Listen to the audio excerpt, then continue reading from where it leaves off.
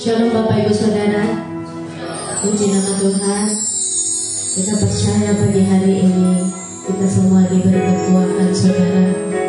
Bahkan kalau pagi hari ini kita bisa bersama-sama untuk beribadah kepada Tuhan, itu semua karena anugerah Tuhan Saudara. Puji nama Tuhan. Kita mau siapkan hati kita mau ibadah pagi hari ini. Haleluya Yesus. Terima kasih Tuhan. Terima kasih untuk kebaikan-Mu. Haleluya Yesus. Haleluya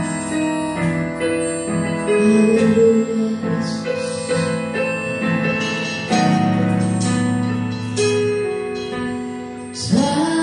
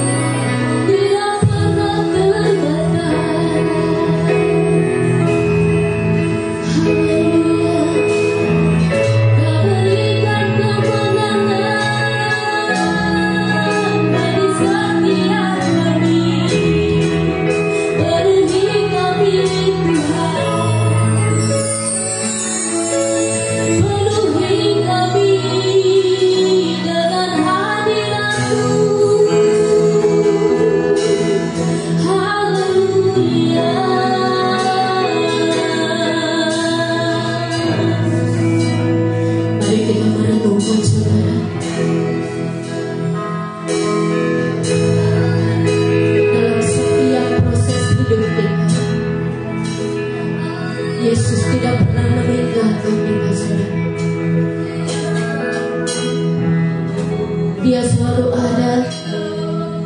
Dia yang akan membela setiap kita. Sekalipun sepertinya sudah tidak ada harapan,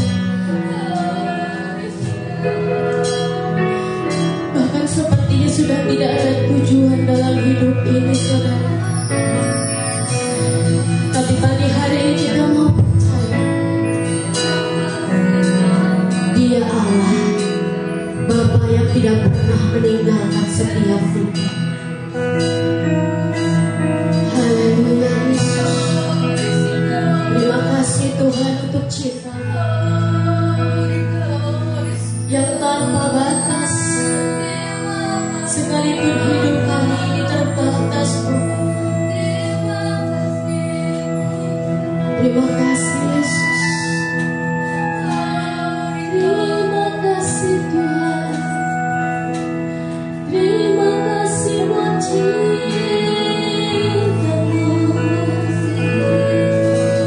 Dan nikmati hadirat Tuhan pagi hari ini, saudara. Jangan sia-siakan ibadah kita pagi hari. Jangan jadikan ibadah kita ini sebagai rutinitas, karena kita adalah orang Kristen. Tapi biarlah kita memiliki cinta di dalam hati kita, saudara, saat kita beribadah kepada Tuhan.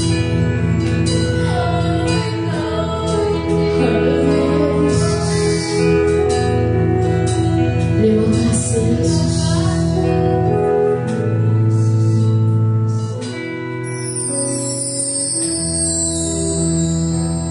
Terima kasih buat cinta-Mu. Jadikan pujian ini menjadi doa kita pagi hari ini, saudara. Kau berikan hidupmu, jadikan ku berharga. Jadikan kami berharga. Buat cinta-Mu yang tanpa batas. Kau berikan hidupku, jadikan aku indah. Terima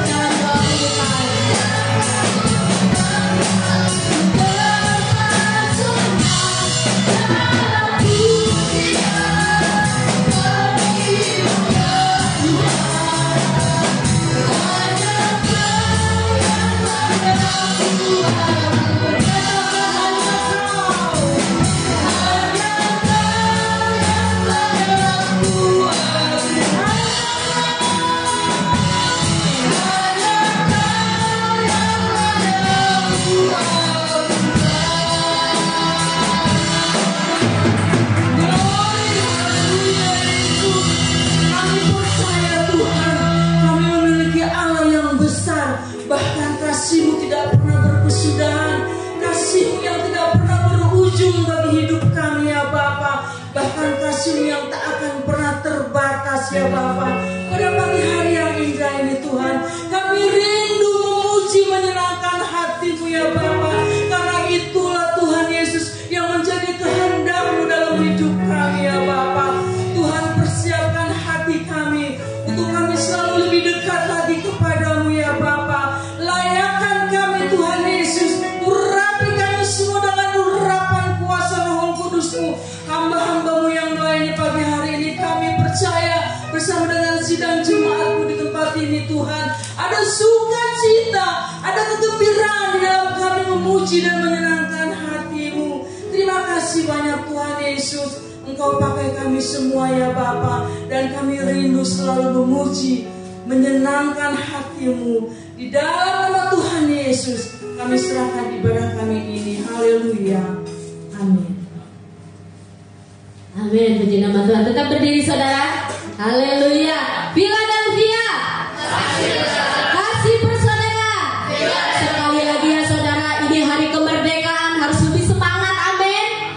Philadelphia. Kasih persaudaraan. Haleluya. Kita mau bersuka cita saudara pagi hari ini. Kita mau menari bagi Tuhan. Amin. Kita berikan yang terbaik.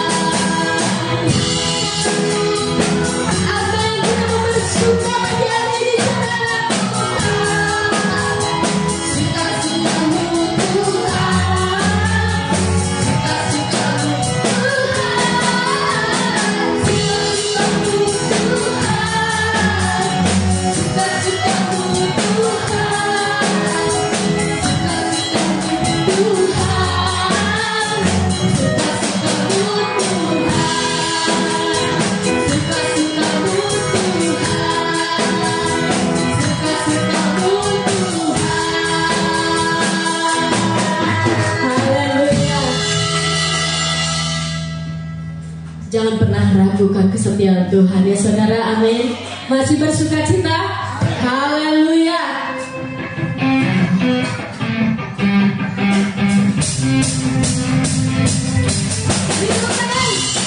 Berikan bagi Tuhan pagi hari ini saudara.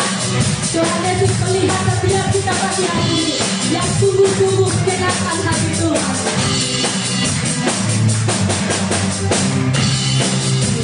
Lagu-lagu akan berjalan memegang hidupku.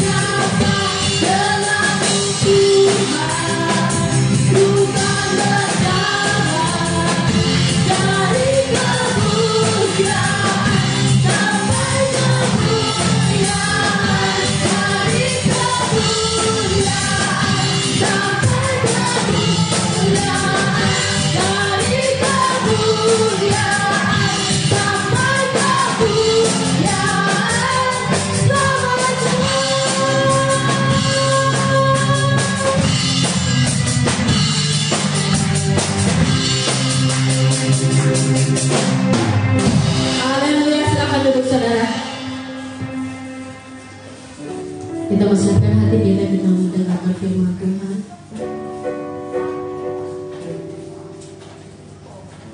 Segala perkara dapat kami tanggung di dalam Engkau Tuhan. Haleluya Yesus. Di dalammu ada kekuatan yang baru. Tiba saatnya Tuhan kau terus bekerja lebih lagi dalam kebenaran firman-Mu Tuhan.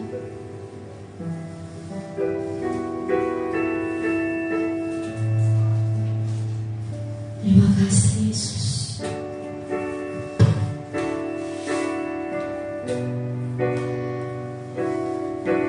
kasih Tuhan.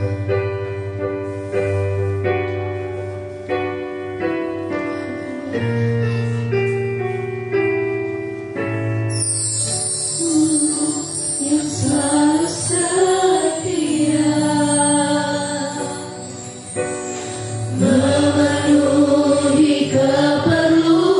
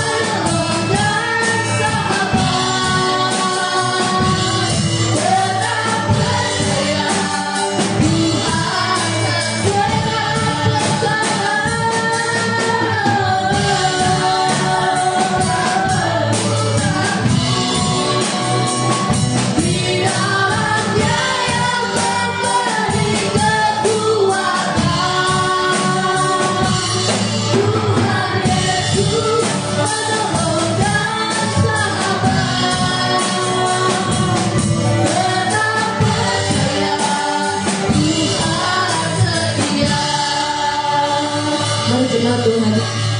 Kita nyanyikan refrennya aja dengan suara yang lembut.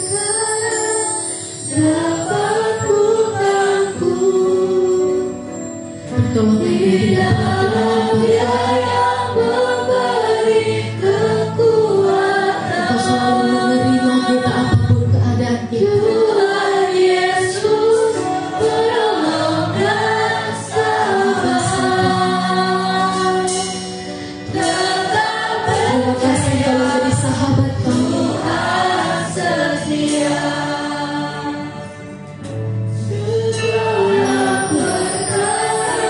Segala perkara dapat kami tabur di dalam hubung. Karena Kau yang memberikan kekuatan. Haleluya Yesus. Tuhan Yesus penolong dan sahabat. Ini kami anak-anak Tuhan percaya. Kami membutuhkan pertolongan-Mu Tuhan.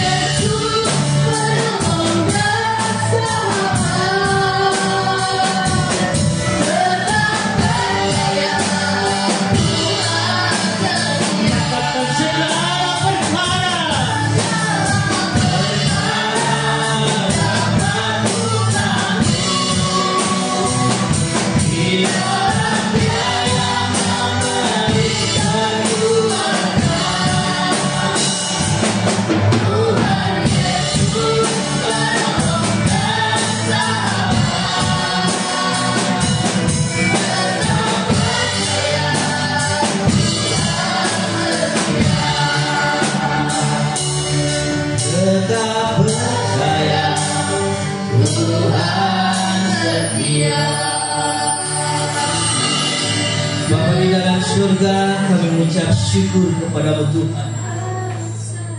Kalau pagi hari ini kami boleh melihat dan kami boleh memiliki Allah yang setia di dalam hidup kami Tuhan. Engkau tidak pernah meninggalkan sesaat pun di dalam kehidupan kami secara pribadi Bapa. Dan kami percaya bahwa jawaban-Mu pagi hari ini ada atas kebenaran firman-Mu Tuhan. Bahwa setiap pergumulan hidup kami Tuhan, Engkau adalah sumber segala jawaban dalam hidup kami Tuhan. Terima kasih Bapak, itu sebabnya Kau siapkan setiap hati kami pagi hari ini Tuhan. Jadikan setiap hati kami menjadi tanah-tanah yang baik Tuhan. Sehingga saat kebenaran firman-Mu diberitakan Tuhan, biarlah bahwa firman-Mu boleh bertumbuh, berakar, dan berbuah-buah di dalam hidup kami Tuhan. Terima kasih Bapak, terima kasih urapi hamba-Mu Tuhan. Biarlah pengurapan-Mu ada atas kehidupan hamba-Mu, sehingga setiap perkataan yang disampaikan, biarlah itu semuanya berasal daripada-Mu Tuhan.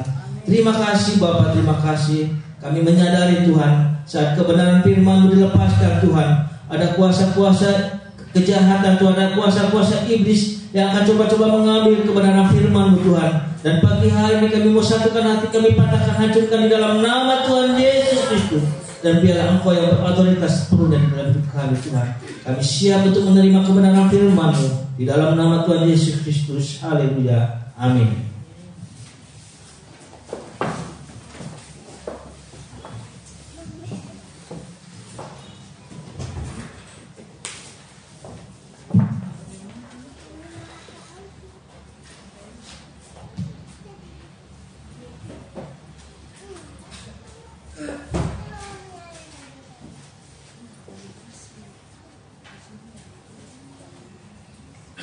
Ya, Tuhan, shalom saudara. kasih Kristus buat semua kita yang hadir hari ini, yang dapat kesempatan dalam menerima kebenarannya. Saudara, kita baca dalam 2 Korintus 5.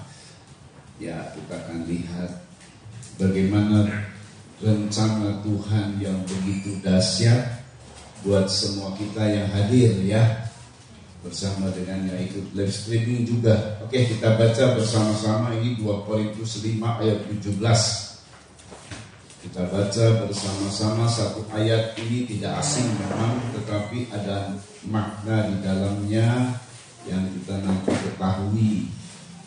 Oke, kalau sudah mendapatkan kita baca bersama-sama 2, 3. Jadi siapa yang ada di dalam Kristus, dia adalah ciptaan baru. Yang lama sudah berlalu, sesungguhnya yang baru sudah datang. Amin. Ya. Jadi siapa yang ada di dalam Kristus, ciptaan baru. Nah, saudara, Tuhan mencipta manusia yang pertama, yang namanya Adam. Tetapi karena rusak dengan tipu daya iblis dan manusia mengikut tipu daya iblis sehingga ada dosa masuk, maka Tuhan mencipta seperti mencipta lagi. Ya, ini adalah dimana kita menjadi ciptaan baru, tetapi di dalam Kristus. Nah, kita menjadi ciptaan baru. Jadi ada pembaharuan, ada yang dibarui, ada ciptaan ulang dari Tuhan. Ini mesti kita ketahui sekarang, bahwa Tuhan menciptakan kita lagi. Jadi pada saat Tuhan menciptakan manusia pertama, dan kemudian karena rusak diciptakan lagi manusia baru namanya, yaitu yang hanya ada di dalam Kristus. Tidak semua manusia menjadi ciptaan baru, tetapi hanya orang yang ada di dalam Kristus. Nah, saudara, kita mesti pahami baik-baik, karena ciptaan yang Tuhan buat itu sama dengan keberadaan pada saat Tuhan menciptakan manusia Adam yang pertama. Nah, kita mesti tahu nih, saudara ya. Jadi kita kembali bagaimana Tuhan menciptakan manusia, dengan apa tujuannya. Kita baca sebentar di situ di dalam Kejadian, karena kita mesti tahu saudara ya tentang kisah manusia ini yang sangat luar biasanya. Setelah Tuhan menyiapkan ciptaan dari semua, setelah diciptakan oleh Tuhan segala sesuatu, maka kemudian saat dia menciptakan manusia, sungguh sesuatu yang luar biasa diungkapkan oleh dia, saudara ya. Kita baca dulu Kejadian pasal 1. Pada saat Tuhan ciptakan langit bumi, tentang matahari diciptakan, tentang tumbuh-tumbuhan, bulan bintang, semua cuma dianggap baik, baik, baik. Tapi begitu diciptakan manusia, apa kata ayat firman Tuhan? Kita baca ayat Kejadian 1 ayat 31. Yuk, perhatikan nih. Maka melihat segala yang dijadikannya itu, ya, sungguh amat baik. Sungguh amat baik. Jadi kehadiran manusia itu membuat yang tadinya cuma sekedar baik menjadi amat baik. Wow, luar biasa. Saudara, kalau kita lihat binatang-binatang itu lucu-lucu, bagus-bagus, harganya ada yang mahal, saudara ya. Apalagi kalau lagi tren atau lagi dikenal dulu ikan lohan, arwana, lalu apalagi yang harganya sekitar burung perkutut juga ada ya di lomba. Jadi ada beberapa binatang yang harganya wow, miliaran, ratusan juta, saudara. Saudara, yang terbaik. Tetapi itu semua nggak guna kalau nggak ada manusia. Begitu Tuhan ciptakan manusia, saya pernah berkata bahwa Biarpun itu manusia wajahnya simpang siur gitu ya, merasa wajahnya simpang siur, tetapi yang namanya manusia, Tuhan bilang semua menjadi amat baik. Makanya pertama kita harus hargai diri kita sebagai manusia. Amin. Amin saudara. Sebelum kita mau dihargai orang, hargai dirimu. Bahwa betapa Tuhan membuat kita menjadi mulia, saudara. Biarpun kita punya pengalaman apa saja, keberadaan kita, biarpun kita berkata, saya mah nggak bisa apa-apa, saya dari kalangan orang miskin, saya nggak punya ini, saya bodoh. Asal yang namanya manusia, maka semua itu menjadi baik, amat baik. Makanya kita harus hargai diri kita ini sebagai manusia. Tuhan bisa mengubah hidup kita, saudara. Ini dengan baik, saudara ya. Perhatikan baik-baik. Pada saat Tuhan ciptakan manusia, tapi sebelumnya hebatnya Tuhan, ini mesti kita perhatikan ya. Pada awal saja Tuhan rencananya begitu sempurna. Sebelum manusia diciptakan, Tuhan buat dulu fasilitas manusia.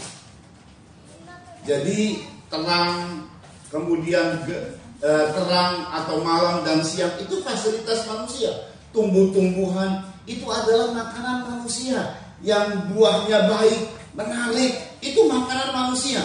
Jadi Tuhan gak gini loh, Tuhan ciptakan manusia, loh dia lapar ya, waduh lapar ya, oh ciptain dah tumbuh-tumbuhan. Gak gitu saudara. Jadi Tuhan sudah merancangkan begitu baik sekali. Sebelum manusia diciptakan, Tuhan siapkan fasilitasnya. Ini mesti diketahui oleh kita. Saat kita menjadi ciptaan baru, sama juga begitu. Makanya Tuhan bilang, bagi anak-anaknya, jangan menjadi khawatir. Jangan khawatir dengan segala apapun yang ada. Tuhan siapkan. Ini kita mesti percaya, saudara. Jadi pada saat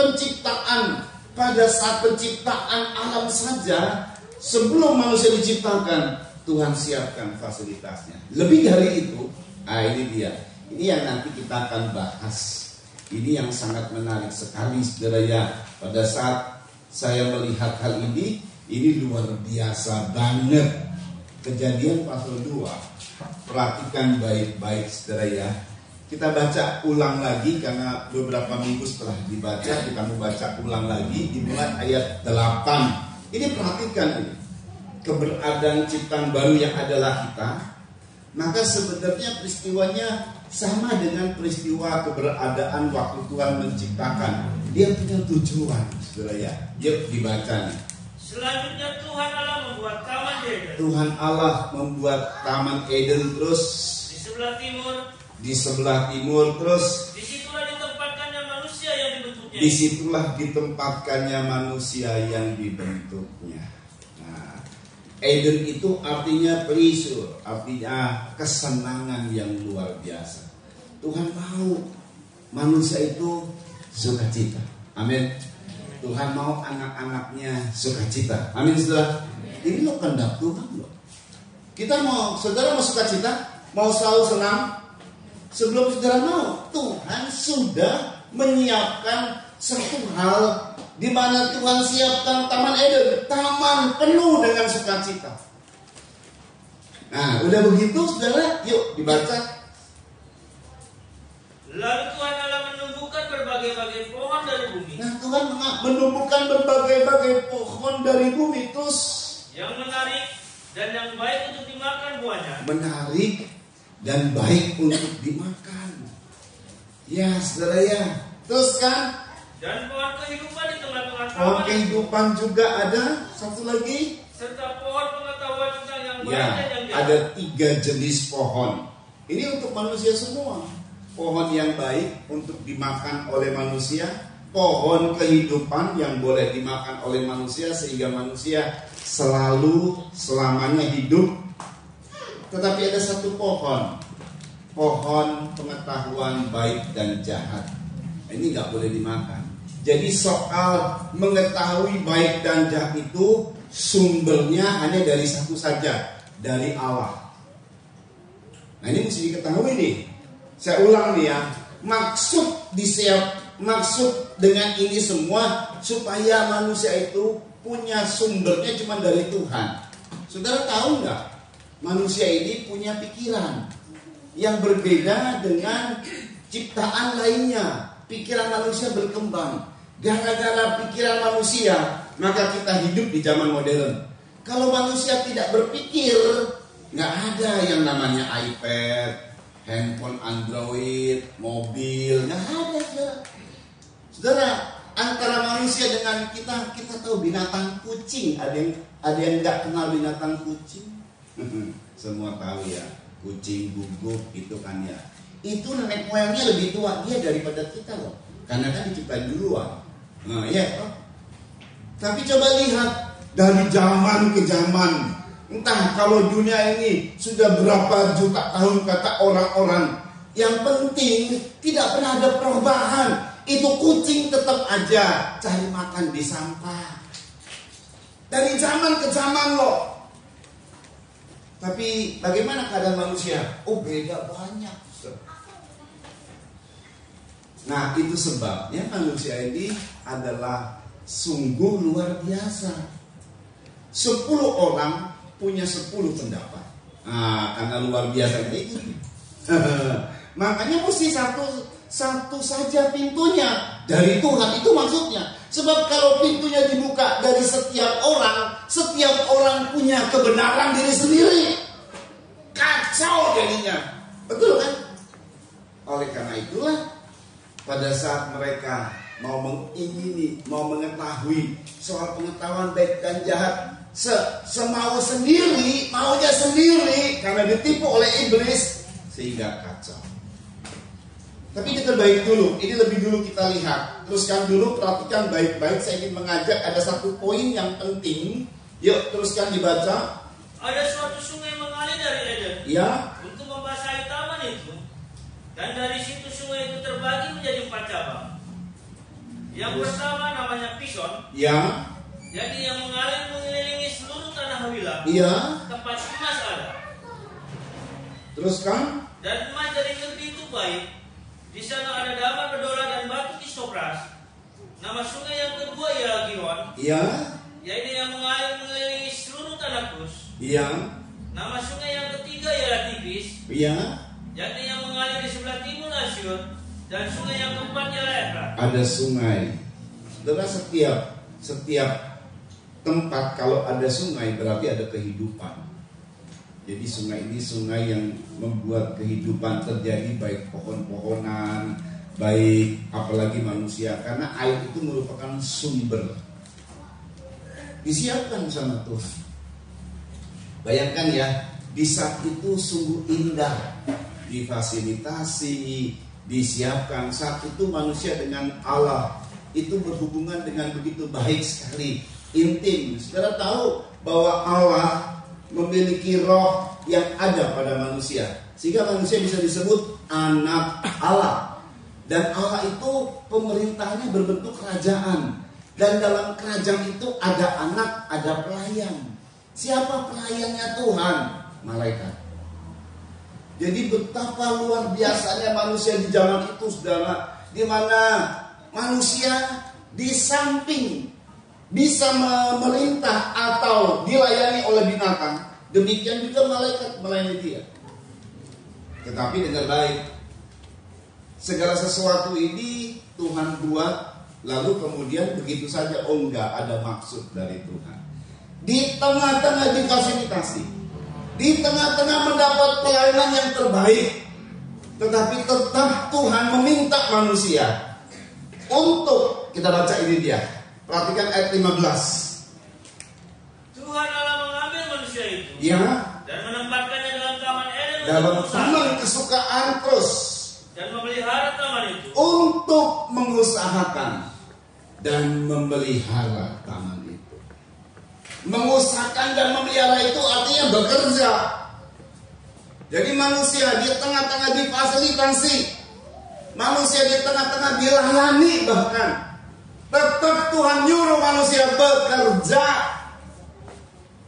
Makanya kalau ada orang yang malas bekerja, ini tidak tertib ini.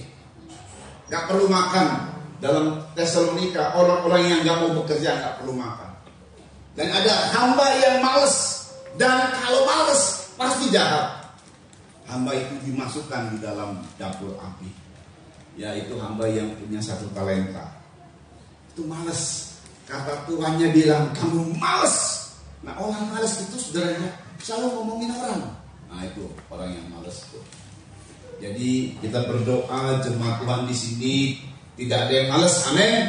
Kalau kita bekerja, Tuhan tolong kita. Ini saja difasilitasi loh. Ini saja difasilitasi. Tetap Tuhan suruh bekerja. Lalu kemudian kita tahu bahwa manusia gagal. Hancurlah. Dunia ini jadi hancur. Tatanannya jadi hancur. Keseimbangannya jadi hancur. Satu sama lain saling bermusuh. Ada dosa masuk oleh karena manusia melanggar perintah Tuhan. Kematian masuk di situ. Nah, ini lagi saudara ya. Yang paling tragis adalah akhirnya manusia. Jadi kita perhatikan baik-baik. Saya mau kasih tahu lagi nih, sedikit 1 poin yang penting. Yang pertama diciptakan itu apa saudara? Siapa yang diciptakan? Laki-laki. Adam. Pada saat Tuhan lihat Adam tidak punya pasangan yang sepadan, maka Allah ingin menciptakan perempuan. Waktu Adam diciptakan dari tanah liat. Tapi pada saat Allah melihat bahwa manusia ini tidak punya pasangan, berarti dia mau menciptakan perempuan, manusia perempuan. Ini logikanya kan? Pakai tanah liat lain dong. Betul ya? Logikanya kan? Tapi Tuhan tahu. Gini loh.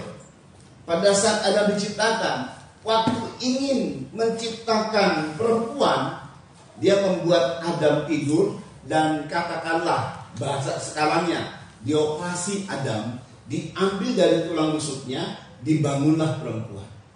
Jadi tidak ada manusia itu, tidak ada 2, hanya 1 saja manusia. Makanya bicara mengenai kesatuan itu paling penting, saudara. Gereja itu harus bersatu. Suami istri harus bersatu. Itu penting banget. Karena pada awalnya Tuhan juga nggak menciptakan dari bangunan lain, dari tanah liat lain untuk menciptakan Hawa.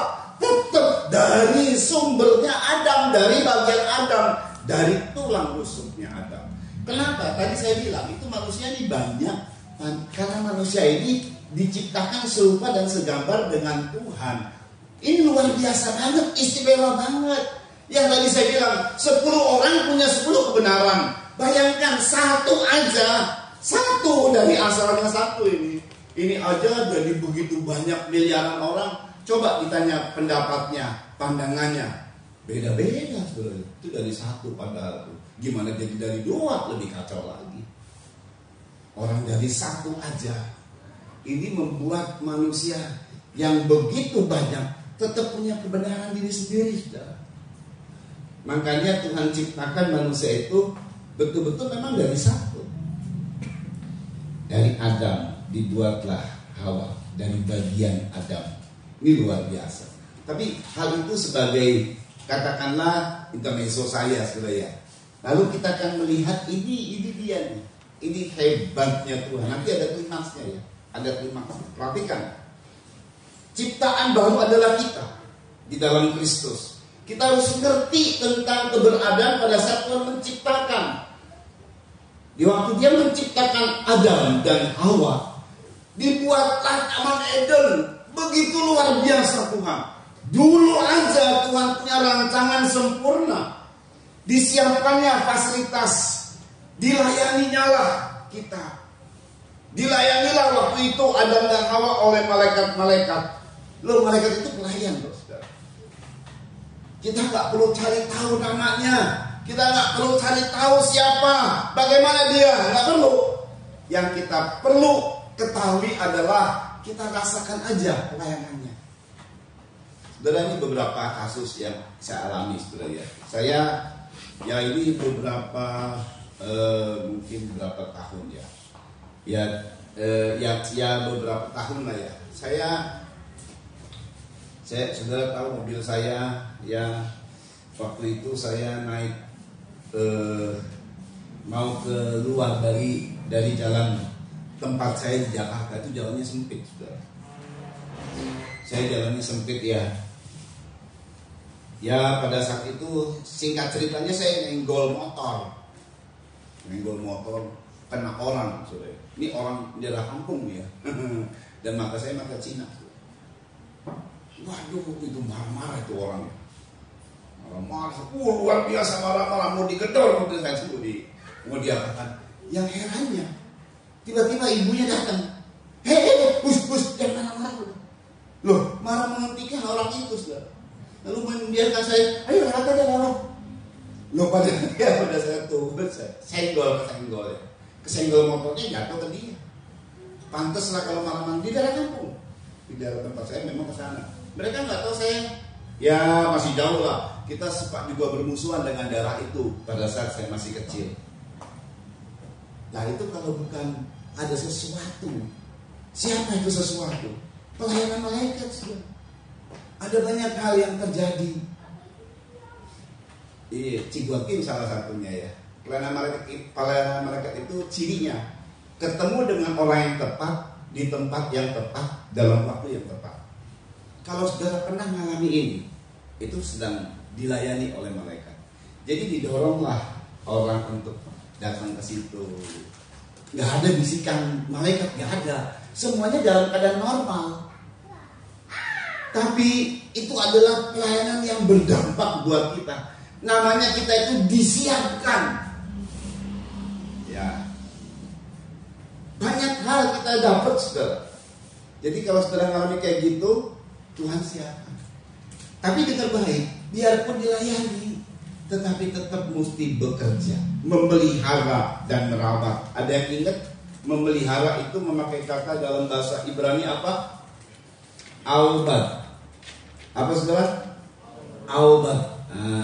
Artinya melayani atau bekerja, mengusahakan. Kalau kita ini bahasanya mengusahakan ya, mengusahakan dan memelihara ini, mengusahakan dan memelihara. Taman Eden itu pakai kata aubad untuk mengusahakan.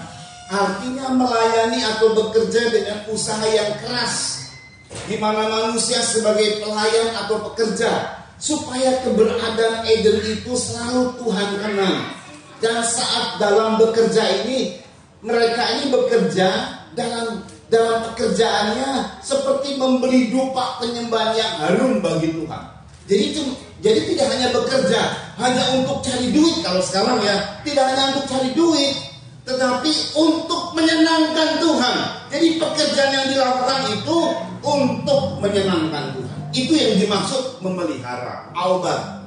Kalau samar itu adalah, itu yang dimaksud mengusahakan dan memelihara. Kalau dibaca lagi untuk ayat yang ungkapan dari manusia untuk mengusahakan dan memelihara. Ayo, Ben. Tuhan Allah mengambil manusia itu, ya, dan menempatkannya dalam taman Eden, ya, untuk mengusahakan dan memelihara taman itu. Untuk mengusahakan, aubad. Ya, itu artinya bekerja sehingga memberi perkenanan kepada Tuhan. Kalau kita bekerja kan biasanya pada umumnya saudara bekerja supaya apa? Dapat duit. Nah, itu awalnya tidak begitu. Awal yang Tuhan mau kepada manusia, kalau dia bekerja untuk menyenangkan Tuhan. Nah, terus dulu. Mengusahakan itu satu lagi, ayo sebut lagi. Memelihara. Memelihara itu samar. Samar artinya menjaga, melindungi, mengamati, memperhatikan, mempertahankan, mengawasi dengan rasa tanggung jawab penuh supaya Eden tetap terawat seperti semula. Dalam hal ini manusia sebagai penjaga. Kalau tadi sebagai pekerja, yang kedua sebagai penjaga. Biasanya gini saudara ya, ini gampang contohnya nih. Kita bangun rumah, bagus-bagus saudara. Pada awalnya kita bangun, kita kasih furniture segala macam bagus loh. Tetapi selanjutnya 2-3 tahun kita nggak rawat, ya itu rumah jadi bulukan, bocor di sana sini, tidak menyenangkan. Nah Jadi dua ini penting. Yang pertama, dia bekerja. Yang kedua, merawat, saudara. Merawat itu artinya tetap berkenan kepada Tuhan. Jangan hanya hari ini saja. Jangan musim-musiman kalau berkenan sama Tuhan. Lagi moodnya enak kita berkenan sama Tuhan. Lagi moodnya enak yuk kita ke gereja. Lagi moodnya enak yuk kita nyembah Tuhan. Enggak, saudara. Kalau untuk memperkenankan Tuhan itu enggak pakai mood-moodan. Selalu kita rawat hidup kita. Perkenanan itu selalu kita bisa beri kepada Tuhan. Gitu, saudara. Nah, dua hal ini. Saudara dengar baik ya. Itu manusia belum jatuh dalam dosa. Bayangkan betapa Tuhan ingin biarpun manusia difasilitasi, biarpun dilayani, tetap harus bekerja. Itu tanggung jawab dari manusia, bukan tanggung jawab malaikat, bukan tanggung jawab para binatang, bukan tanggung jawabnya manusia. Nah, saudara, kita tahu bahwa manusia jatuh dalam dosa. Jatuh dalam dosanya manusia ini justru dampaknya yang paling besar dan sekarang sedang kita rasakan sampai sekarang ini. Kita baca yuk Kejadian pasal 3, perhatikan. Semua kita tahu, tetapi kita mau ulang lagi untuk kita bisa memahami Kejadian pasal 3.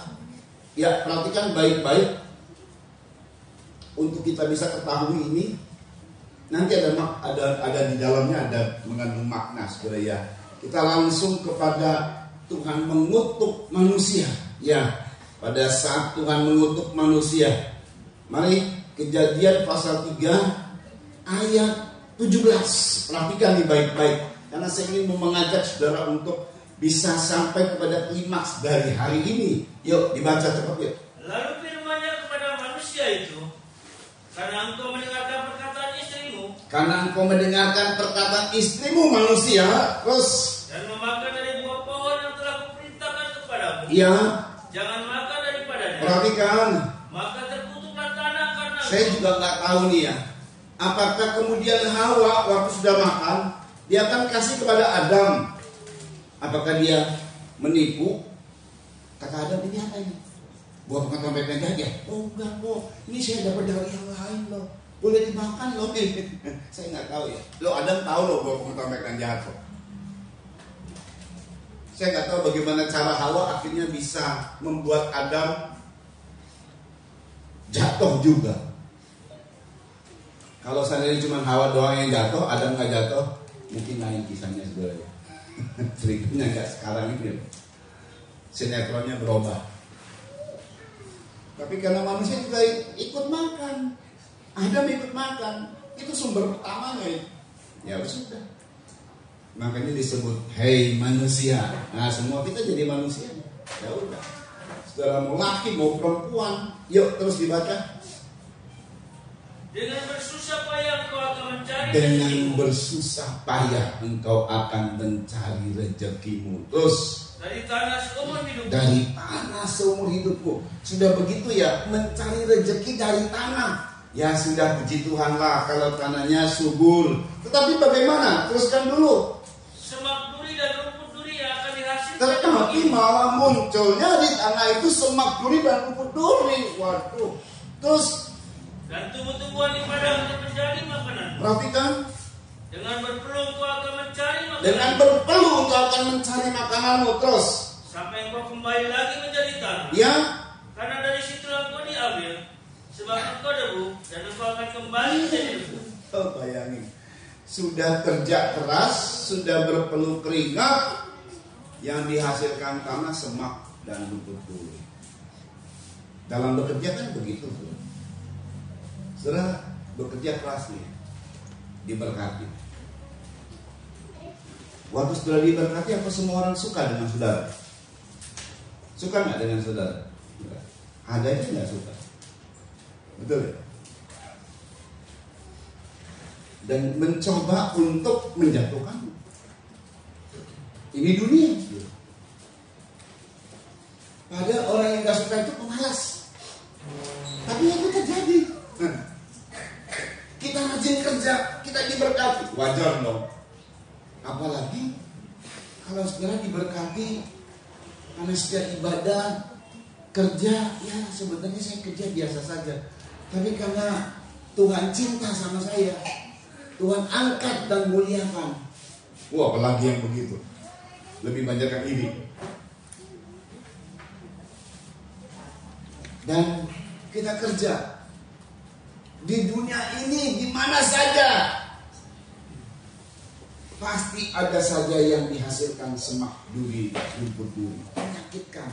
Nanti gesekan dengan teman kerja, gesekan dengan bos atasan atau bawahan, gesekan dengan pelanggan. Dari gesekan yang biasa menjadi gesekan yang tajam. Ada kata-kata ancaman yang membuat takut. Itu seperti duri, saudara. Itu peristiwanya di dunia. Apalagi setelah Tuhan telah mengutuk tanah dan akhirnya manusia dalam keadaan yang harus dengan susah payah mencari rezeki, mendapat makanan. Apalagi itu lebih harus keras bekerja. Sedangkan yang lalu saja sebelum jatuh dalam dosa, difasilitasi, disuruh malaikat melayani manusia, harus mengusahakan dan memelihara. Nggak boleh diam tuh, harus bekerja. Apalagi sekarang sudah, ya saya mau ambil kata orang lain lah, ditakdirkan, sudah takdir di mana kita harus bekerja dengan susah payah. Bagi orang-orang yang malas, bicara sama Tuhan. Masa anak Tuhan malas? Anak Tuhan itu harus rajin, memiliki mental yang kuat. Amin, saudara. Ini bekerja ini gak main-main, harus punya mental yang kuat. Dalam dunia yang sekarang ini gak main-main, mentalmu harus kuat. Banyak orang yang stres sekarang ini, saudara. Makanya moto dari kami, ya saudara bisa dapati, saudara bisa pegang ini, bermental singa, berhati domba. Nah itu merupakan moto dari kami. Jadi kalau ngadapin apa-apa, jangan lemah, saudara. Mentalnya mesti singa, hadapi semua, tapi hatinya mesti hati domba, taat sama Tuhan, taat sama gembala. Saudara dengar baik nih, perhatikan baik-baik, saudara ya. Pada saat dikutuk tanah harus bekerja, tetap tujuan bekerja itu menyenangkan hati Tuhan. Kalau tujuan bekerja menyenangkan hati Tuhan, ini yang didapat, ini sangat luar biasa. Jatuhnya Tuhan udah siapkan semua, saudara ya.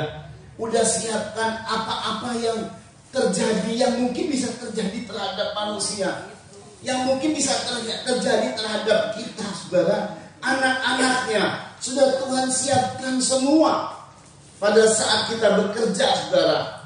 Kalau memang keadaannya kita ini, dalam keadaan yang sulit, tetapi dengar baik, banyak memang masalah dalam kehidupan. Hanya untuk mencari sesuap nasi memang banyak masalah. Tetapi kalau kita seperti yang dahulu, waktu difasilitasi saja harus bekerja. Dan bekerja itu tujuannya, dengar baik, bukan untuk dapat duit. Tapi bekerja itu tujuannya untuk menyenangkan hati Tuhan. Maka Kolose 3 22-24 ini, makanya ada hal yang luar biasa mau terjadi sama kita. Kolose 3 22-24, yuk dibaca yuk. Haleluya, ini luar biasa ini. Luar biasa. Hai hamba-hamba, taatilah Tuhanmu yang di dunia ini dan taatilah Tuhanmu yang di dunia ini. Kalau bicara hamba itu bicara pekerja-pekerja. Taatilah Tuhanmu atas kamu yang di dunia ini atau bosmu di dunia ini dalam segala hal. Terus jangan hanya di hadapan mereka saja untuk menyenangkan mereka. Iya, teruskan. Melainkan dengan tulus hati karena takut. Tuh, kalau bekerja itu harus menyenangkan Tuhan. Bukan hanya menyenangkan mereka, tapi kita tulus hati kepada Tuhan. Teruskan. Apapun juga yang kamu perbuat. Apapun juga yang kamu perbuat. Perbuatlah dengan segenap hatimu, seperti untuk Tuhan dan bukan untuk manusia. Perbuatlah dengan segenap segenap hatimu seperti untuk Tuhan dan bukan untuk manusia. Luar biasa ini saudara ya. Jadi kalau bekerja itu bukan bekerja untuk atasan kita, tapi bekerja untuk Tuhan. Hasilnya, mari. Kamu tahu bahwa dari Tuhanlah kamu akan menerima bagian yang ditentukan bagimu sebagai upah. Sebenarnya upah kita itu dari mana sih? Ini kalau pekerja ya, apa dari bos? Bukan. Dari Tuhan. Percaya nggak sih? Bos itu hanya alat dari Tuhan. Nanti kalau dari Tuhan itu unlimited, terbatas. Terus dulu dibaca, Kristus adalah Tuhan dan kamu hambanya. iya. Jadi upahmu itu dari Tuhan. Kalau kita menyenangkan hati Tuhan. Kadang-kadang kita bekerja hanya cari duit sih. Kalau kita hanya pada cari duit saja, maka duit itu terbatas. Batasannya di bos tuh. Kalau bosnya pelit.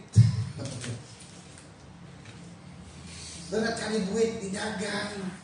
Jangan bekerja itu, jangan semata-mata cari duit, tapi bekerja itu untuk Tuhan, menyenangkan Tuhan. Itu awalnya loh.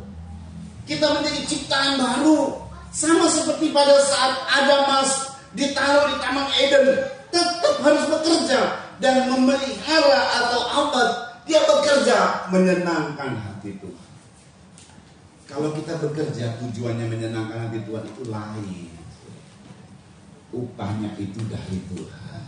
Amin, saudara. Upahnya itu dari Tuhan. Ada jemaat di sini juga sebenarnya baru saja sebagai orang yang yang diuji lah ya, baru masuk satu perusahaan 3 bulan udah naik jadi pegawai tetap. Gak pernah ada yang begitu. Biasanya setahun itu paling minimal setahun, 3 bulan jadi pegawai tetap. Kalau bukan Tuhan siapa lagi? Jadi ada banyak Tuhan bisa buat perbuatan ajaib buat kita. Asal kita tujuannya benar. Tuhan bilang motivasi kerja kita itu bukan duit, bukan untuk dapat duit, tapi untuk menyenangkan Tuhan. Makanya dalam Kolose, lakukan segala sesuatu bukan hanya untuk menyenangkan mereka bos kita. Itu biasanya kalau kita untuk dapat duit ya sering asal bosanan. Kelihatan bosanan nanti supaya dapat duitnya, saudara ya. Salah itu. Tapi kalau kita dengan tulus hati menyenangkan Tuhan, berbuat dengan segenap hati untuk Tuhan, bahwa Tuhanlah yang memberi upah. Wow, dahsyat banget kalau Tuhan memberi upah. Itu nanti ada upah keajaiban, saudara. Luar biasa sekali, saudara ya. Nah, saudara terbaik, ini sungguh luar biasa, saudara. Perhatikan baik-baik, saudara ya, bahwa memang jujur saja Tuhan mengakui keberadaan dari manusia. Pada saat Tuhan dengan sepenuh hati dan memberi kepercayaan kepada manusia, Tuhan bilang kuasailah semua. Jadi pada saat manusia itu diciptakan, itu ada 2 hal yang Tuhan beri tugas pada manusia. 1, menguasai bumi. Kalau manusia nggak jatuh dalam dosa, ini pemikiran saya, ini tafsiran saya. Manusia itu pandai, pintar, saudara. Ini kalau nggak jatuh dalam dosa ya, itu planet-planet itu yang di mana-mana itu nanti dikunjungi sama manusia, bisa jadi manusia mungkin semakin banyak nanti memenuhi planet-planet lah. Lo serius? Orang manusia sekarang sudah jatuh dalam dosa. Berarti pada saat dia dalam taraf, kemudian taraf klimaks, taraf prima, kemudian manusia jatuh dalam dosa, kan kembali ke 0 sebenarnya. Tapi di 2023 ini saja, yang namanya manusia itu banyak yang jenius, saudara ya, luar biasa. Saya lihat di satu artikel ada robot yang sudah diciptakan hampir mirip dengan manusia yang sesungguhnya. Dia bisa senyum gitu. Widih, ini bahaya ini. Nanti udah kayak film-film, waduh ya Skynet segala macam, waduh udah deg-degan. Nggak usah deg-degan, saudara. Itu kalau film nggak akan terjadi sama kita. Makanya gini, saudara. Kalau manusia diteruskan tahunnya ke depan sampai mungkin 100 ribuan tahun lagi, manusia bisa ciptain manusia lebih. Lo bayangkan, karena manusia ini diciptakan segambar dan serupa dengan pencipta.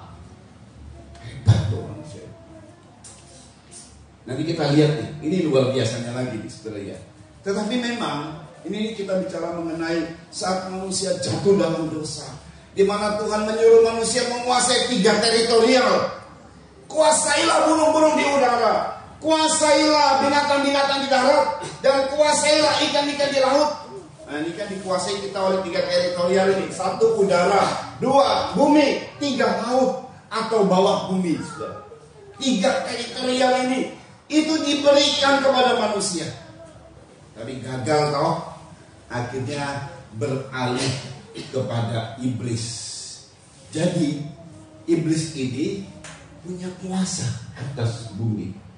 Jangan heran kalau alat-alatnya, kalau utusan-utusannya, kalau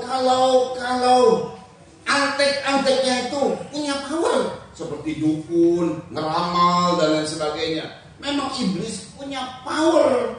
Jujur saya bilang, iblis punya power. Sejak manusia dikelabui sama iblis, ditipu sama iblis, Tuhan gak bisa apa-apa. Kekuasaan itu jatuh pada iblis. Matius 4 ayat 8-10, saya buktikan ini. Iblis tahu bahwa Yesus adalah Allah yang menjadi manusia. Tahu. Orang berdebat dengan lain sebagainya, iblis mah tahu. Tapi dengar baik. Matius 4 ayat 8-10, cepat yuk, nanti ada sesuatu yang luar biasa banget ini. Saya dapat ini, saudara ya, yuk dibaca.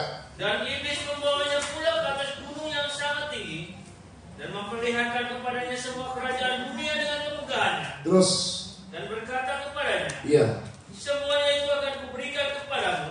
Oh, bayangin loh, iblis berani ngomong sama ciptaannya. Semua dunia ini dengan segala kebanggaannya akan kuberikan kepadamu. Berarti iblis punya power atas dunia ini. Segala kemegahan, kekayaan. Tidak heran orang pedukun, pesugihan dapat. Ya, biarpun mungkin duitnya daun kali ya. Tapi dapat. Benar, duit naik. Tapi pasti ada tumbal selalu. Pada kita, siapa yang sudah jadi tumbal? Tuhan Yesus. Yesus jadi tumbal. Jadi nggak ada yang ditumbalkan di sini. Kalau kita diberkati murni sama Tuhan. Amin. Kalau iblis enggak, pesugihan tuh ada tumbalnya. Tunggu tanggal mainnya. Lihatlah orang-orang yang pesugihan. Habis. Kata orang 7 keturunan kekayaan nggak habis. Lah, bohong. Baru 1 keturunan dia udah keok mati, habis. Memang begitu. Perhatikan. Jika engkau sujud menyembah, Waduh, teruskan. maka berkatalah Yesus kepadanya, enjala iblis, sebab ada tertulis, engkau harus menyembah Tuhan Allahmu, Iya. dan hanya kepada Dia sajalah engkau berbakti. Sudah tahu enggak? Kita diciptakan baru. Saudara tahu enggak? Saat kita diciptakan baru, sebenarnya porsi pada saat pertamanya Adam itu dikembalikan sama kita.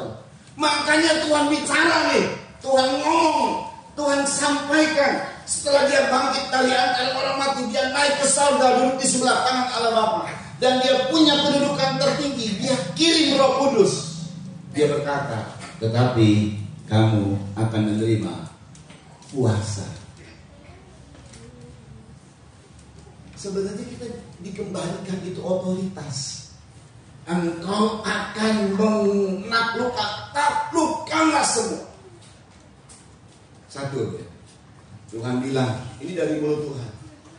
Setiap orang yang percaya kepada Aku akan kuberikan kuasa menjadi anak-anak Allah.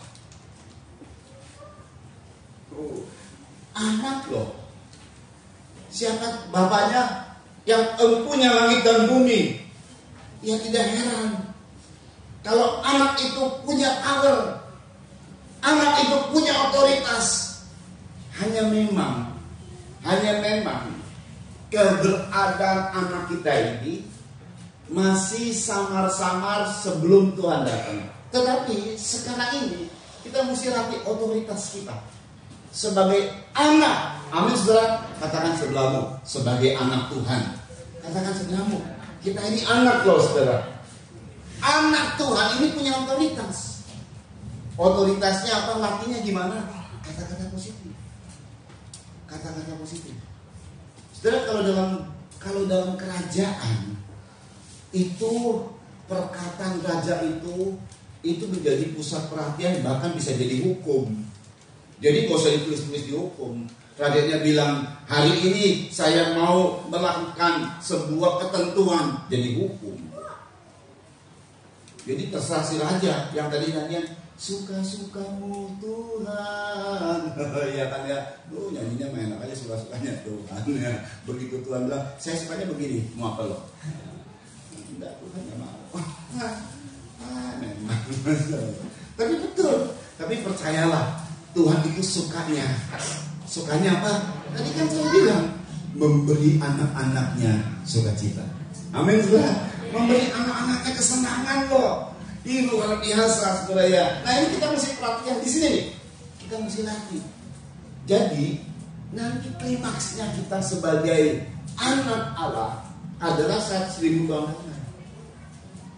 Saudara tahu nggak bahwa kita ini akan mewarisi 1000 tahun damai di dunia ini dengan tubuh sempurna, tubuh kemuliaan. Amin. 1000 tahun itu panjang nggak saudara? Wah, enggak. Orang kita diberkati nih ya. Hidup saya dari usia 0, hidupnya miskin, makan kadang-kadang sekepel nasi pakai garam. Mama selalu bagi-bagi, kalau anak 5 ya, bagi-bagi nanti emping 2-2, tempe 1-1. Itu selalu setiap saat kalau kami makan selalu dibagi-bagi supaya rata. Karena saya dagingnya cuma sedikit, nasi boleh banyak, murah zaman dulu. Sekarang ini beras, sekarang beras berapa? Oh ya, lagi naik terus ini. Aduh, zaman dulu masih murah. Jadi gara-gara itu ikan secuil, apa yang dimakan nasinya banyak, cukup biarnya. Udah kebiasaan saya itu makan nasi dulu, nanti ikannya terakhir, kan ada rasa. Tapi sekarang kebiasaan itu masih ada. Kebiasaan itu masih ada. Memang begitu keberadaannya. Tapi oke lah, pada saat saya mulai menikah, pada saat yang pelayanan lah ya, Tuhan berkati, Tuhan berkati. Ya baru 30 tahun lah, saya sudah bersuka cita. Ini nanti 1000 tahun damai, Tuhan berkati, saya ngelamun sudah. Wih, luar biasa. Haleluya. 1000 tahun damai. Nah, 1000 tahun damai itu nanti kan kita memerintah di situ. Ayatnya memang ada, 1000 tahun damai. Sekarang kita latihannya. Jangan 1000 tahun damai kita cuma. Saya ngapain ya? Makanya latihannya sekarang. Jadi raja-raja. Kalau raja itu apa saudara? Mulutnya ini hukum, otoritas. Makanya terbiasa dengan kata-kata positif. Amin. Kata-kata positif. Amin saudara. Saya pasti diberkati. Saya pasti berhasil. Usaha saya pasti berhasil. Asal menyenangkan hati Tuhan pasti berhasil. Memang selalu ada gangguan, namanya iblis menguasai emas perak sama dia pegang semua. Kita berhadapan dengan iblis. Tapi ingat, iblis sudah kalah saat Yesus mati di kayu salib. Dikembalikanlah otoritas ini kepada kita. Makanya sebenarnya ini untuk pribadi kita saja ini luar biasa. tapi Tuhan juga sudah bekerja untuk dunia. Saya mau kasih tahu. Jadi nanti kepada pribadi kita ini berdampaknya luar biasa, saudara. Saudara tahu nggak? 4.000 tahun sebelumnya, ini 2023 kan?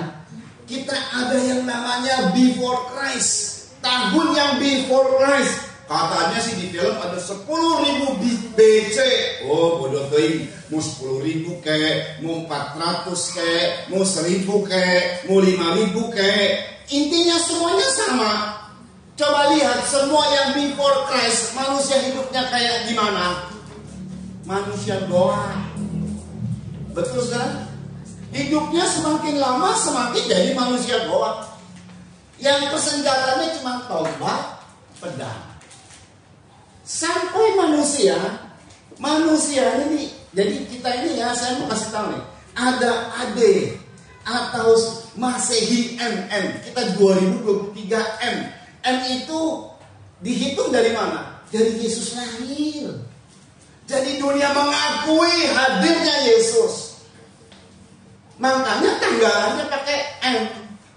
Masehi, Isa al-Masih, masih Mesias kalau kita. Jadi ini saya bilang 2023. Tapi sebelumnya kita sih belum ada. Nenek moyang kita juga mungkin belum ada. Ini 2020 tahun yang sebelumnya. Sampai dari mulai Adam jatuh dalam dosa, kita tidak perlu tahu. Tapi yang pasti tidak ada manusia berkembang dengan cepat. Katakanlah dari persenjataan, cuma pedang, tombak, perisai, kuda, ontak paling, keledai. Nah itu. Bahkan sampai di titik nol Yesus hadir pun, di situ ada apa? Ya adanya tentara Romawi pakai keledai, pakai kuda. Betul kan? Betul kan saudara ya? Sampai di 1 Masehi, 2 Masehi, 3 Masehi, 70 Masehi, masih loh. Baru terjadi perubahan di 1000-an. Tiba-tiba ada senjata pistol, ada alat-alat yang canggih, telepon biarpun gede gitu ya. Mulai dibuat pesawat, biarpun pesawat kayak capung gitu ya.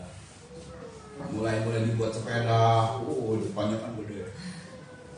Gimana naiknya saya nggak bisa. Ada yang bisa naik sepeda, depannya gede, belakangnya kecil. Mulai dibuat mobil, itu 1000 ke sana. Bayangkan 1000 sampai 2000, cuma 1000 tahun. Dampak dunia ini udah dahsyat teknologinya. Tapi sebelumnya kok gitu ya? Karena manusia sebelumnya mikirinnya cuma nyembah berhala, menyenangkan berhala. Otaknya yang sebenarnya secitra dan segambar dengan Tuhan tidak dipakai. Inilah ciri manusia di zaman sebelum Kristus. Dan pada saat Yesus hadir, lihatlah semua orang yang percaya kepada Yesus kan udah tak nyembah berhala lagi. Jadi pikirannya menjadi kembali sebagai orang-orang yang waktu diciptakan segambar dan serupa dengan Allah. Makanya yang dapat penemu-penemu orang Yahudi, orang-orang Eropa. Itu yang udah gak nyembah berhala. Nih, kalau pengen tahu ya, sudah tahu nggak sih yang namanya penyembah berhala ini kayak begini. Yesaya 44, ini ayat terakhir. Perhatikan nih baik-baik. Yesaya 44 ayat 9 sampai 20. Kalau kita nggak nyembah berhala, sebenarnya ini pikiran kita ini brilian banget. Kita ini dapat sebuah perubahan. Kita ini menjadi ciptaan baru. Bukan cuma hidupnya yang baru saja, tapi segala-galanya sebenarnya baru. Itu yang Tuhan mau. Tetapi sayang pada dasarnya orang ini percaya kepada goib, tahyul, nyembah berhala. Ini disantet loh. Alah, kita kuno yang begitu. Jangan lagi pakai yang begitu, saudara. Jangan-jangan ini disantet ya, ada petuk di rumah. Kan saya sudah bilang kalau lawan iblis itu udah nggak ada apa-apanya. Soal-soal yang begitu. Yang saudara harus pikirin bagaimana menghadapi strategi bisnis supaya bisnismu maju. Pakai strateginya Tuhan. Gunakan otakmu. Ini cemerlang banget ini. Apalagi setelah kita mengalami pembaruan. Gak ada yang gagal, pasti berhasil bersama dengan Tuhan. Nah dulu ini begini, Yesaya 44 ayat 9 sampai 20. Yuk dibaca cepat yuk. Tolong, yuk. 9. Ya, ayat 9.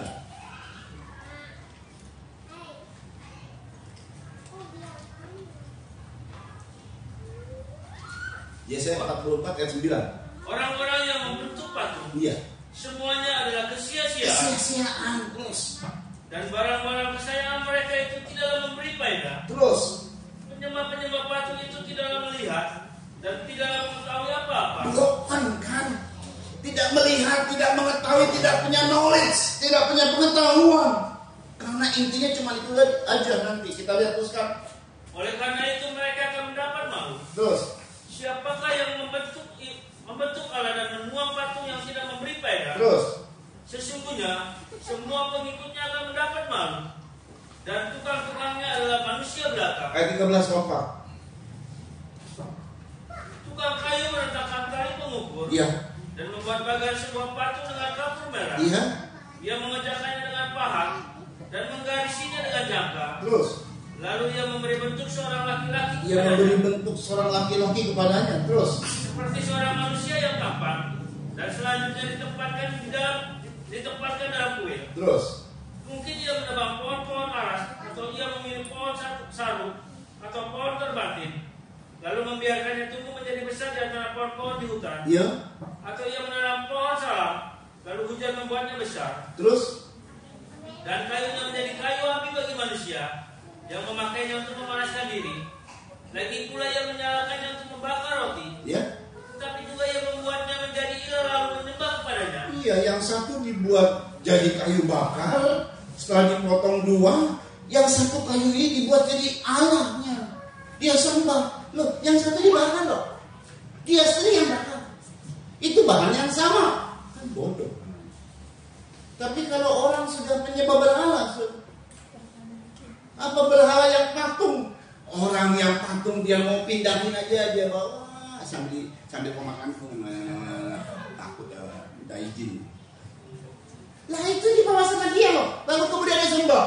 Oh ilah dewa Jintoing, tolong saya. Orang dia aja ditolong sama elu gitu kan. Terus ia mengerjakannya menjadi patung, lalu sujud kepadanya.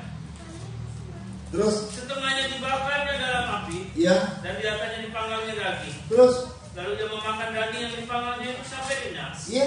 Dia memanaskan diri sambil berkata, aku sudah menjadi panas. Aku telah merasakan kepanasan api. Terus Dan sisa kayu itu dikerjakannya menjadi ilah, iya. menjadi patung sesembahannya. Perhatikan. Dia sujud Dia kepadanya. sujud kepadanya. Yang satu lagi bakar. Dia sendiri yang bakar. Bahan yang sama loh. Terus Ia menyembah dan berdoa kepadanya. Terus Katanya, dia tolonglah aku. tolong aku.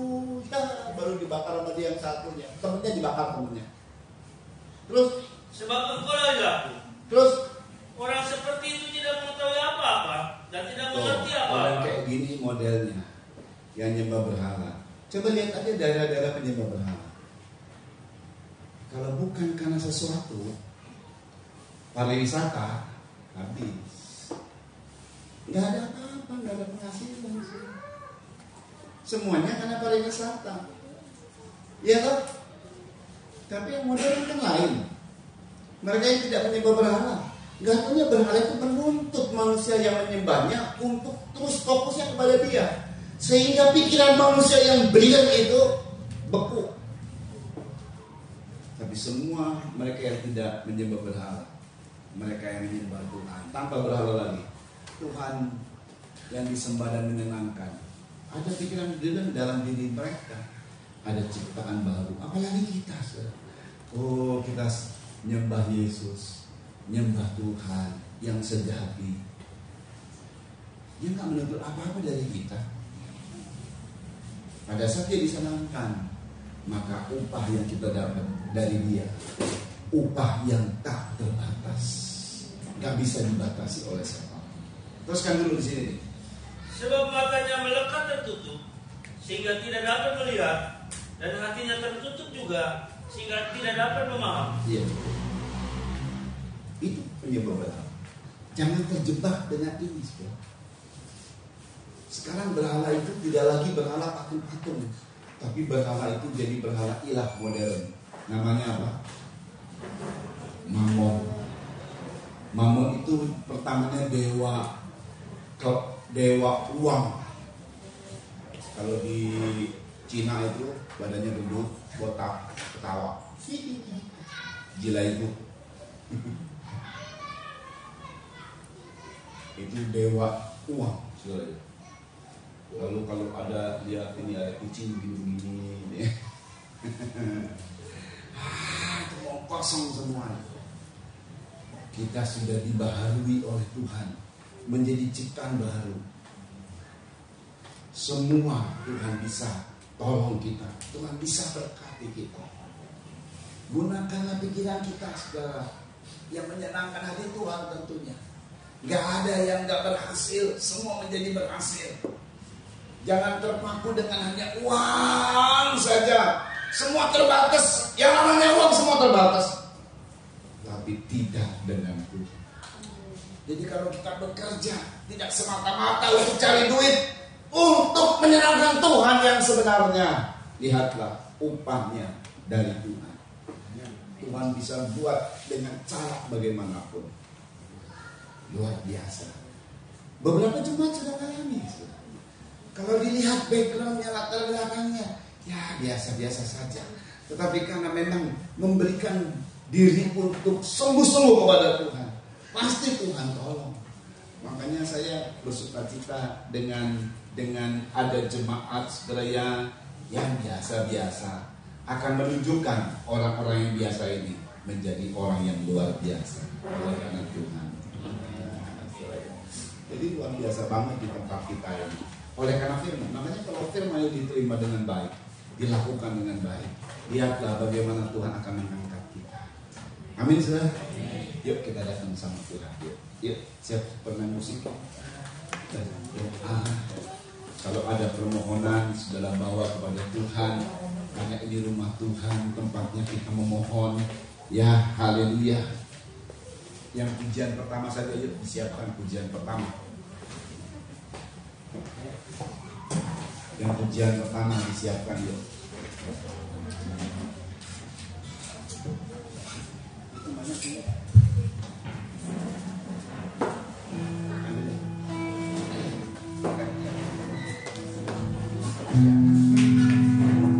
Haleluya.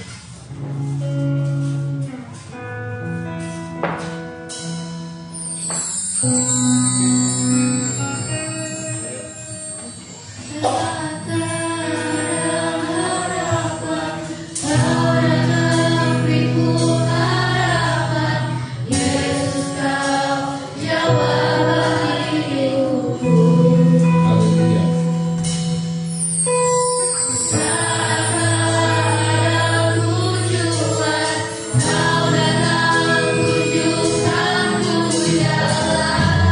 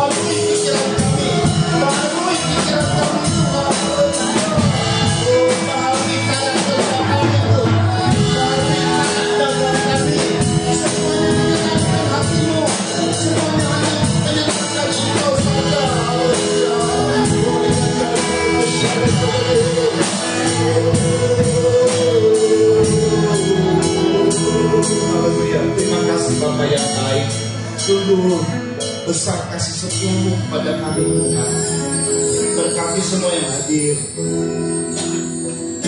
Demikian juga Tuhan Yesus, Kau berkati Tuhan mereka apalagi yang sungguh-sungguh nanti menerima firman Tuhan, membawa firman Tuhan dan melakukan firman Tuhan.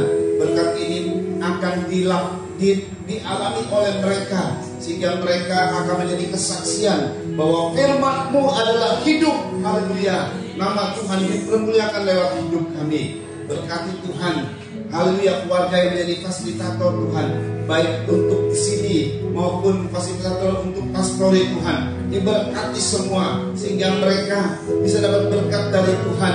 Sudah memang Kau berkati mereka, mari lanjutkan terus berkat ini Tuhan, bahkan untuk keselamatan kaum, bahkan untuk pemulihan kaum, semuanya terjadi atas keluarga-keluarga yang sungguh-sungguh, haleluya, bekerja bagi Tuhan lewat fasilitas yang mereka berikan. Demikian berkati Tuhan para pelayan Tuhan yang tadi melayani, semuanya Kau berkati ya Bapa. Demikian juga Tuhan pemerintah kami Kau berkati, baik Kecamatan Pagayan dengan Pak Camatnya dan Muspikanya. Kau berkati juga Kabupaten Subang Tuhan bersama dengan Muspidanya, serta Provinsi Jawa Barat dan Indonesia tanah air kami Tuhan.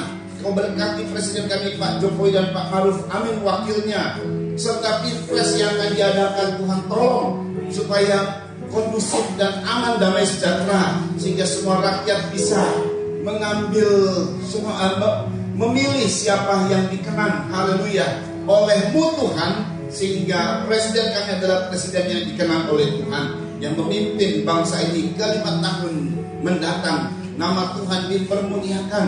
Demikian juga Tuhan Yesus, para menteri yang ada, serta juga wakil-wakil rakyat yang ada, supaya mereka bisa bersatu hati, haleluya, bersatu hati dengan presiden kami, membangun negeri ini Tuhan. Nama Tuhan dipermuliakan.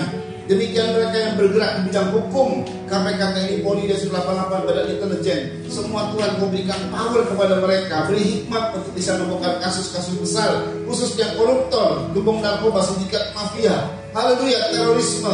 Semuanya Tuhan yang bersalah kepada negara atau kepada sesama dihukum. Tetapi kalau luput dari hukum dunia, kami mohon untuk surga bertindak agar nama Tuhan ditakuti di bumi Indonesia ini. Terima kasih Tuhan Yesus Kristus. Ibu Gembala yang ada di pedalaman juga Kau berkati, dan Tuhan beri kekuatan kesehatan pada saat Selesai semua kembali ke Pegadaian sampaikan dengan selamat ya Bapa. Nama Tuhan dipermuliakan. Dan semua yang hadir berkat-Mu menyertai sehingga seluruh problem masalah kami Tuhan tolong. Dan kami tahu sekarang motivasi kami dalam bekerja bahkan beraktivitas adalah menyenangkan hati Tuhan. Maka upahnya dari Tuhan itu sungguh luar biasa. Beberapa yang baru hadir, pertama kali hadir juga Tuhan berkati supaya mereka bisa mendapat kesempatan lagi untuk bisa mendengar kebenaran firman Tuhan. Hadir di minggu-minggu mendatang. Nama Tuhan dipermuliakan. Terpujilah nama Yesus Kristus. Mari angkat dua tangan dan terima berkat dari Tuhan. Saudara-saudara dikasih oleh Tuhan, terimalah anugerah cinta kasih sayang dari Bapa yang sungguh sangat mengasihimu. Kasih karunia lewat kuasa pendamaian korban Kristus serta pimpinan kekuatan kuasa Roh Kudus menjadi milikmu saudara-saudara. Dari sekarang ini sampai Tuhan Yesus datang kali yang kedua, bahkan sampai selama-lamanya. Dalam nama Tuhan Yesus Kristus, mempelai pria sorga dan imam besar yang kami puja-puji selalu, kami alaskan doa ini. Haleluya. Haleluya. Haleluya.